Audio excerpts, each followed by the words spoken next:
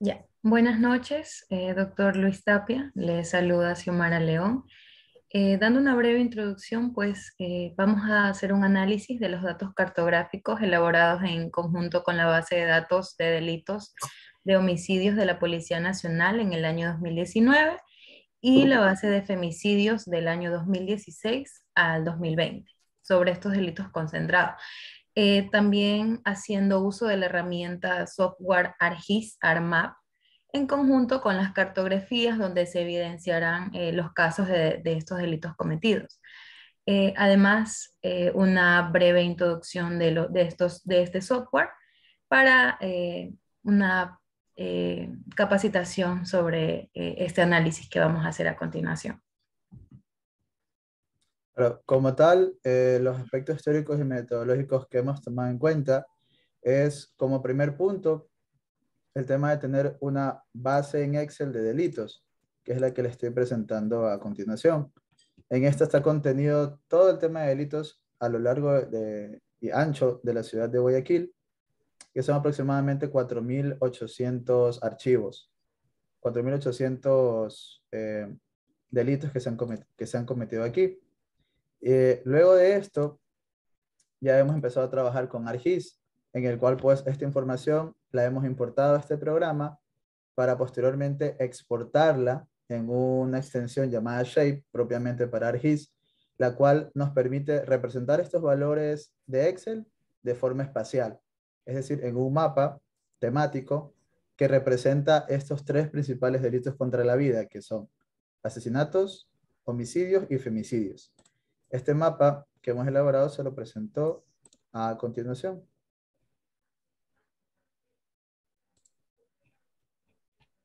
No sé si lo puede observar. Si se ve ahí.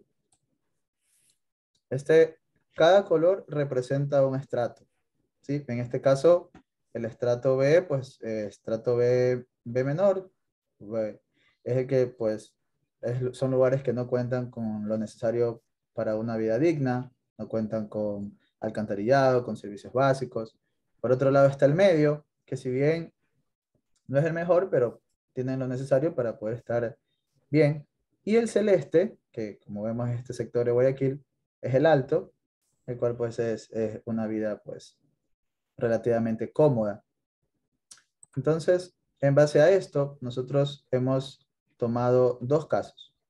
El primero se lo va a presentar mi compañera Xiomara. Ya, en el caso que yo escogí particularmente sobre los femicidios, no sé si me puedes ayudar con el mapa, Leonardo. Eh, Quise coger por estratos, hacer una comparación en el cual escogí el estrato B, el bajo típico, que es el sector de la Nueva Prosperina. Acerca un poquito.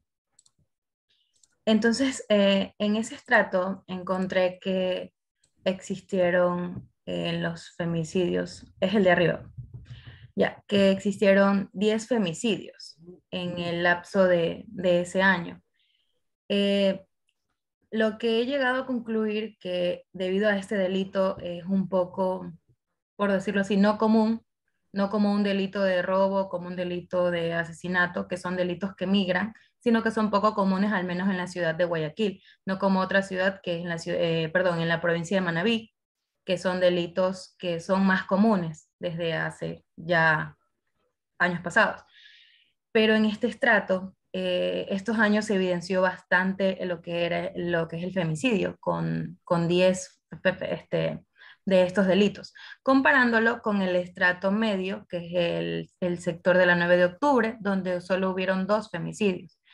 Entonces, haciendo una breve explicación, tenemos que el femicidio, pues prácticamente es un delito que viene por parte del poder, del acto este, machista, por decirlo así, un poco grosero, pero evidencio que este acto se comete más allá de algo de celos o un problema más allá que marital, conyugal, Y comparando estos dos estratos, este delito no va como los otros delitos, que tiene que ver el área de económica, por decirlo así, o una repercusión territorial, sino más bien por algo pasional.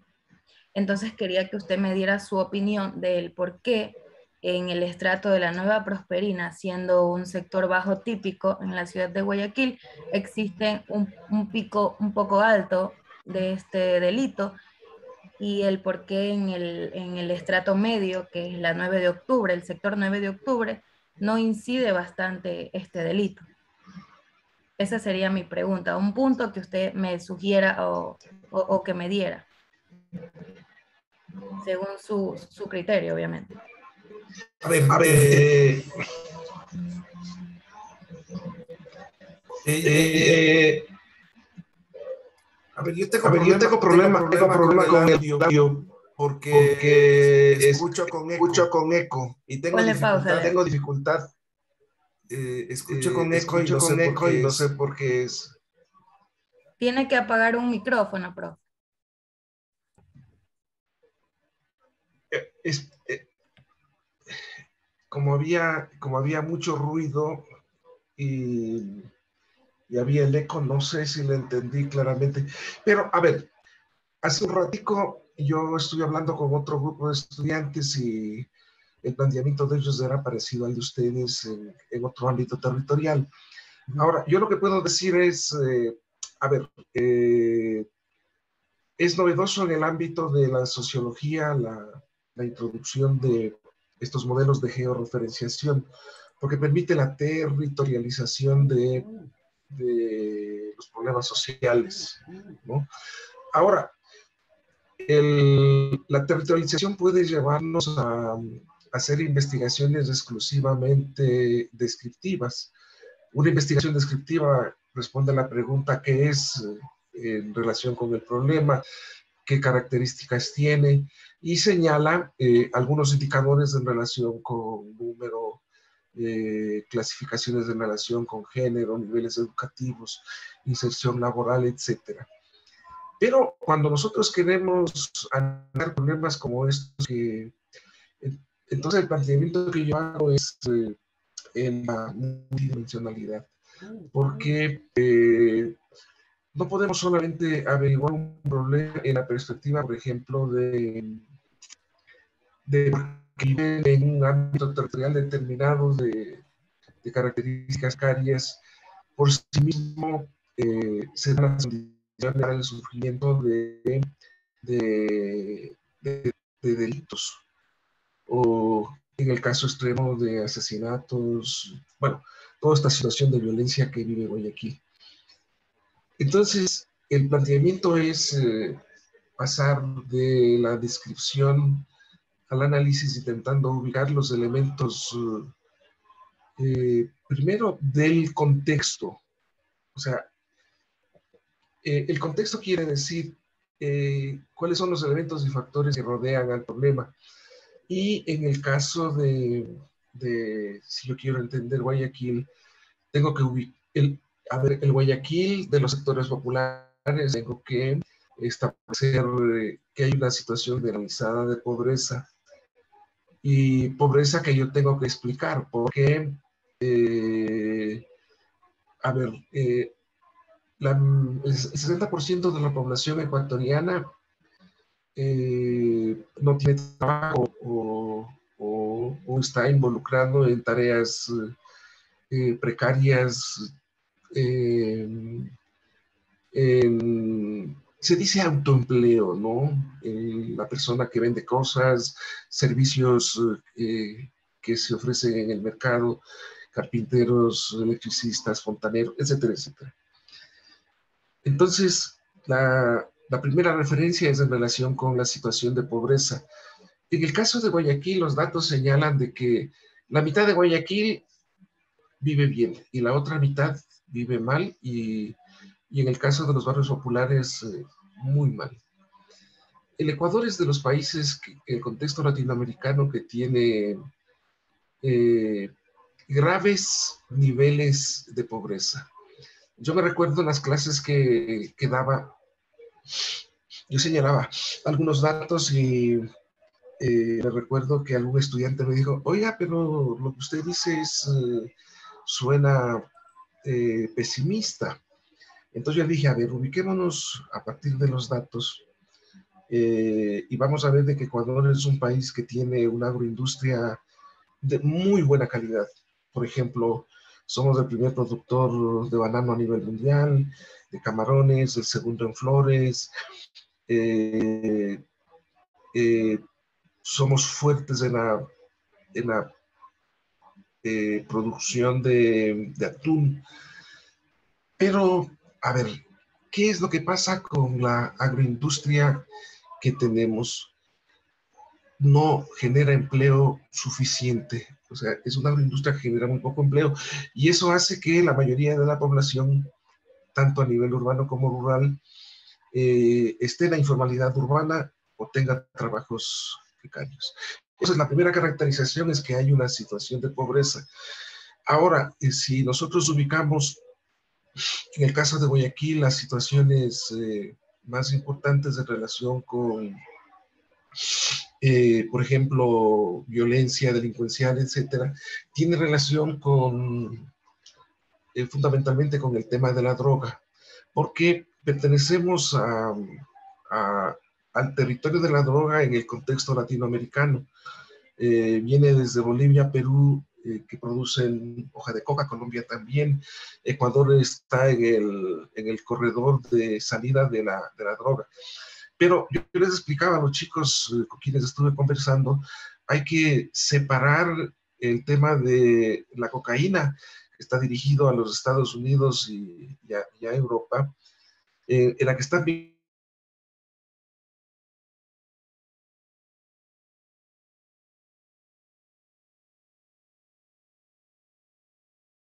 y la exportan.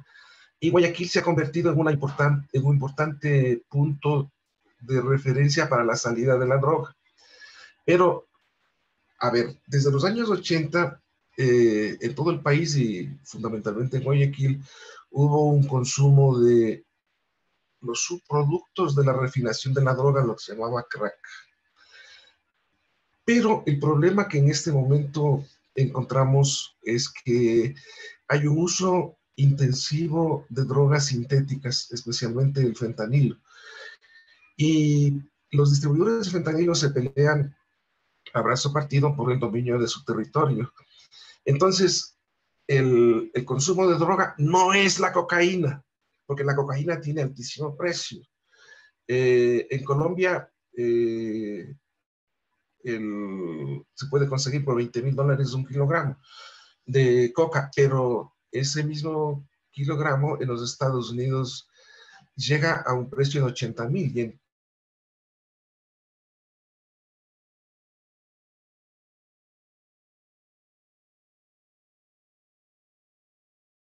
los problemas que en este momento encontramos en relación con la droga es el de las drogas sintéticas, que, a ver, el primer productor mundial de fentanilo es China, se está produciendo en México, me supongo que llega acá en el Ecuador, pero puede ser que también se está produciendo el fentanilo en el país. Yo me recuerdo haber visto un vídeo de los Altos de Guerrero en México que producían de manera artesanal el fentanilo. Puede ser que algún químico pila se esté produciendo aquí mismo en el país el fentanilo, ¿no? Entonces, la violencia gira alrededor del dominio del mercado en relación con estas drogas sintéticas. No es la coca, pueden ser los subproductos de la refinación. Ahora, eh, las explicaciones que nosotros como sociólogos tenemos que obtener es por qué encontramos un comportamiento diferencial de más o menos violencia en relación con determinados ámbitos territoriales. Bueno, eso es lo que tenemos que averiguar nosotros los sociólogos. Yo como sociólogo, por ejemplo, diría, voy a averiguar en relación a características de la migración, antigüedad del asentamiento, disponibilidad de infraestructura de agua, electricidad, alcantarillado, acceso a los servicios de salud y educación, Y habría que hacer también algunos componentes de investigación cualitativa que me permitan encontrar las explicaciones para poder explicar por qué en un ámbito territorial hay más violencia que en otro. O sea, a partir de el gráfico que usted me muestra, yo veo que no hay elementos, o yo no tengo los elementos que me permitan explicar el comportamiento diferencial de los diferentes ámbitos territoriales.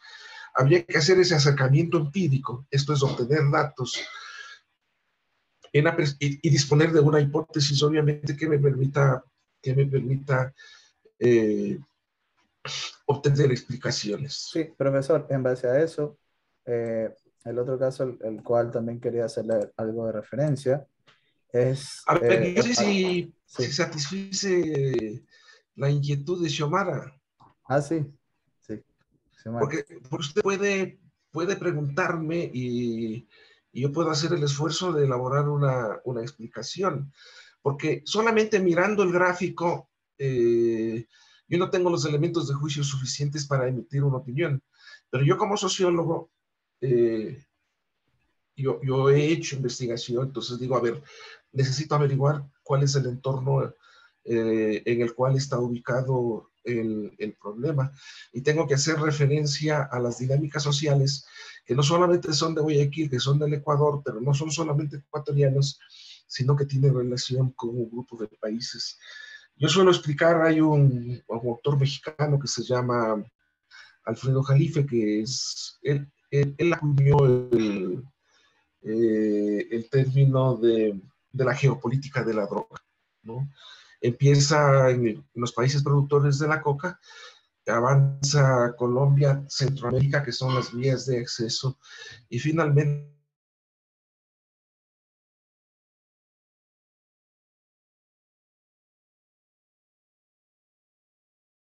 Estados Unidos. Y claro, una de las razones de la violencia de México es que los diferentes carteles se pelean por dominio del territorio.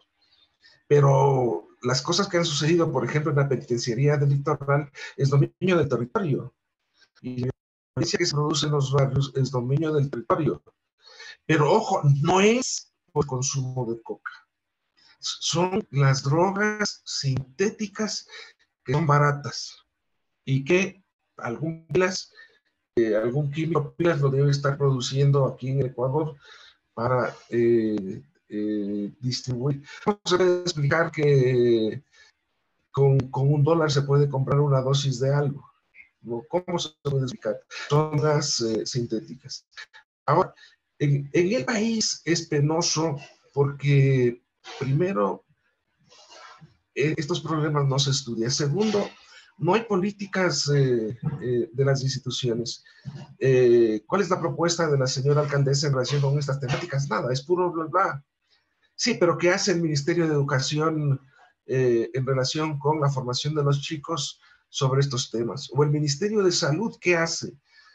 En todo el país hay 3 centros para la recuperación de chicos que consumen droga. Sí, pero necesitamos no 3, 20, 30 o 40, ¿no? Pero el gravísimo problema es la falta de empleo. Entonces, alguien que se enganche en la droga, en referencia al fentanilo, es 50 veces más adictivo que la heroína. Entonces, el que se engancha, pues tiene que empezar a vender, ¿no? Entonces, bueno, ese sería así como el contexto general. Ahora, intentar explicaciones en relación al comportamiento diferencial de los diferentes ámbitos territoriales, yo veo que con la información que se presenta no es suficiente. Habría que hacer trabajo de campo para intentar explicar el comportamiento diferencial de un ámbito territorial en relación a otro. ¿Cuáles son las variables que se deberían averiguar? Pues yo puedo pensar las variables generales que señalé hace un momento, pero ya entrando al trabajo de campo, uno va a identificar con mayor precisión qué es lo que hay que averiguar.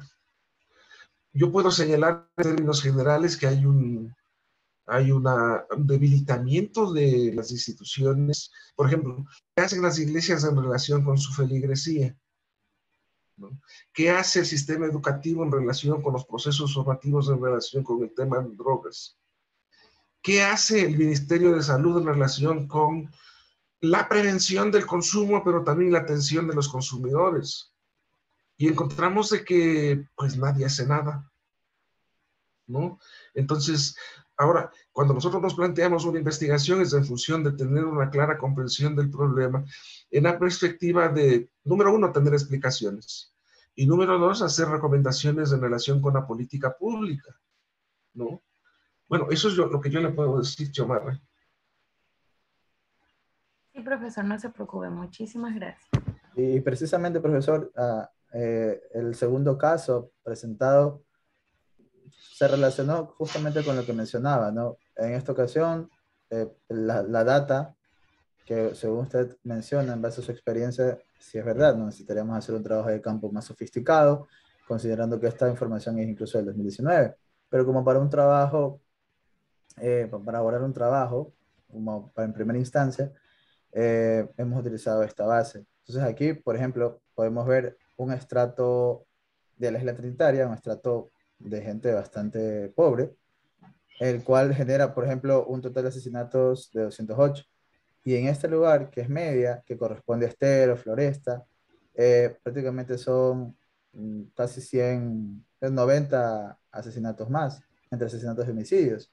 Entonces, es curioso ver este contraste, de que a pesar de que este sector se considera de mayor peligro, de mayor riesgo, y el que debería no serlo, como es el medio, pues muestra unos datos más altos.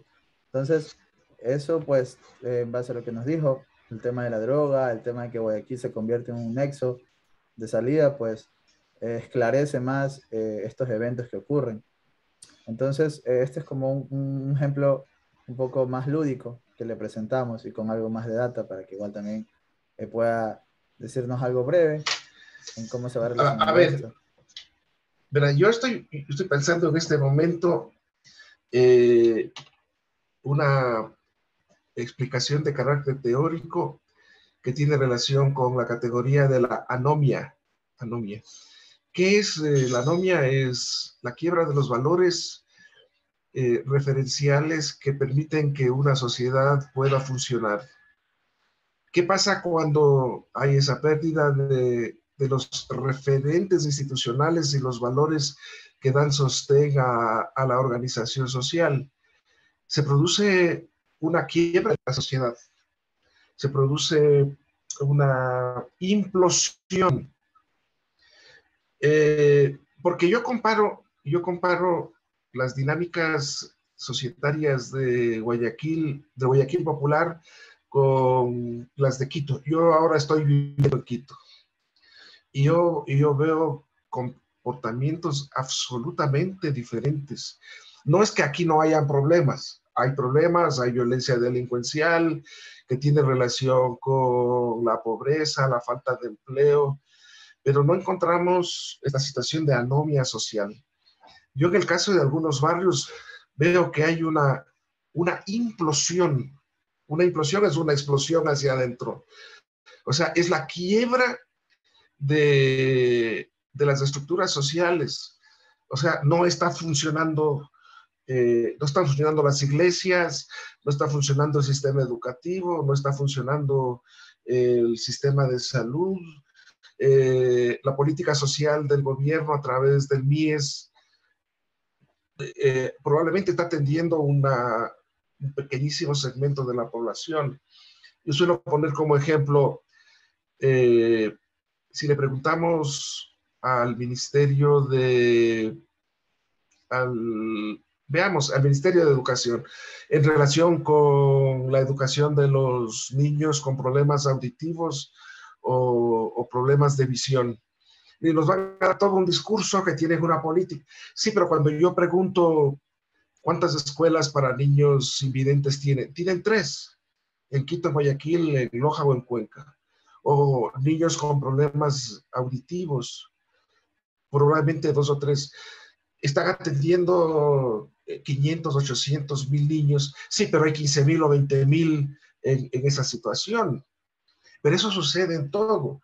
Si yo pregunto al MIES sobre las políticas de prevención de la violencia de género, van a decir, vea, tenemos tales y cuales áreas en las cuales estamos cubriendo. Entonces, la situación es de que las políticas sociales, aunque pueden tener un discurso coherente y consistente, la cobertura es mínima. Por ejemplo, en el caso de los muchachos con problemas de adicción, ¿cuántas instituciones de recuperación hay? Habrán 2 o 3 a nivel nacional. Y hay varias clínicas de recuperación privadas. Sí, pero son costosos, hay que pagar un montón de dinero y la mayoría de la gente no tiene los recursos para pagar la atención. Entonces son niños que se pierden. Entonces, ahora, si ustedes me piden como sociólogos y me dicen, queremos una explicación, yo creo que una explicación es el de la anomia, que es una implosión de la sociedad hacia adentro, una ruptura de las capacidades institucionales de todo el aparato institucional de salud, de educación, incluyendo las iglesias, sea católica o evangélica, que pues no están manejando, no están ejercitando el rol preventivo que les correspondería.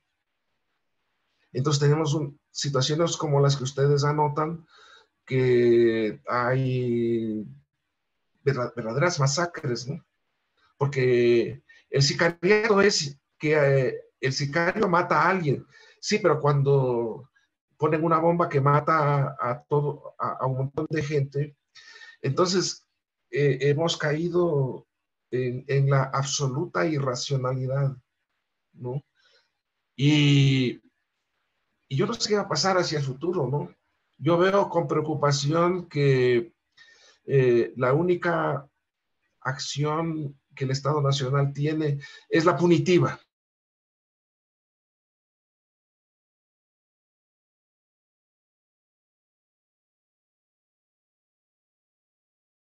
En el mejor de los casos, meterles a la cárcel, pero la síntesis es de que no hay una política social coherente y consistente. Al gobierno municipal le debería corresponder pensar la política en relación con los diferentes. Pero yo le escucho a la señora Debbie, es demagogia pura. Le escucho sus discursos y no sé qué es lo que quiere decir. O sea, no aborda los problemas, el culpable es el gobierno, y lo único que pide es más recursos. Entonces, por ejemplo, en el tema de los problemas de Guayaquil, siguiendo a Nebot, dice, pues tienen que duplicarnos las asignaciones presupuestarias. Sí, pero ¿de dónde va a salir el dinero? Pero además, si hubiera el dinero, ¿de qué manera usted va a abordar los problemas? Entonces lo que ella dice es, no es que hemos entregado camionetas. Pues eso no resuelve los problemas. O sea, se necesita una política social. Y eso supone disponer de una manera de pensar. Mira, yo estoy recordando en este momento, en los años 80 en Colombia, Medellín padecía una situación de violencia parecida a la de Guayaquil. En este momento, 30 años después, Medellín es una ciudad pacífica, tiene un alto nivel de desarrollo, se han instalado industrias, tiene buenas universidades, etcétera, etcétera. Bueno, hubo líderes que trabajaron la temática de la violencia y desarrollaron estrategias para superar los problemas. Eso es lo que no está pasando en Guayaquil. Si bien usted menciona, ¿no?, el tema de la estructura, el tema de que abordar los problemas de una forma pues que en realidad se pueda solucionar, no ser un poco clientelar, como el sentido político a veces es esta vida, ¿no? Entonces, bueno, sin duda todo lo que nos ha mencionado, todos sus comentarios, nos hace enriquecer mucho este trabajo que hemos Ya, lo mismo que le dije a Xiomara, ¿no? A partir de los cuadros, perdón, de los gráficos, es que no se puede definir. Se necesita realizar trabajo de campo. A ver, para cada uno de los ámbitos territoriales que tienen comportamientos diferenciales, habría que proponer una investigación cuantitativa. Lo cuantitativo en relación con las características de los grupos sociales. Pero lo cualitativo ya es meterse en las dinámicas sociales. Claro. Yo no sé si, por ejemplo, que un asentamiento es más joven que otro, tiene alguna incidencia. Yo no sé, ¿no? O sea, habría que levantar un cuadro de variables para hacer acercamientos con encuestas, pero también con el uso de herramientas cualitativas, entrevistas, grupos focales, para ir haciendo un acercamiento progresivo al problema e ir buscando las explicaciones. Es indudable que el investigador necesita disponer de un set de hipótesis que le permitan organizar la investigación. Ahora, a mí me parece relevante que en la Escuela de Sociología se haya introducido el uso de herramientas de georreferenciación, porque permite la posibilidad de un mejor entendimiento de las dinámicas sociales. Pero vuelvo a los argumentos que yo decía cuando estaba de profesor en la Escuela de Sociología. Decía, a ver, la realidad es cuantitativa. Y yo recuerdo que cuando yo llegué, que estuve total 5 años en la escuela, yo dije, oiga, pero no están enseñando investigación cualitativa. Y sucede que no enseñaban investigación cualitativa porque ninguno de los profesores sabía investigación cualitativa. Entonces yo llegué para enseñar investigación cualitativa. Profesor, en unos segundos se cierra ya la sesión. Me pienso que le agradecemos mucho por el tiempo que nos ha brindado y esperemos en otra ocasión poder conversar y también aprender mucho más de sus experiencias. Le agradecemos bueno, mucho por el cuente tiempo. conmigo, yo estoy disponible. Me encuentran en este correo. Profesor, muchísimas gracias por su tiempo. Gracias. Bueno.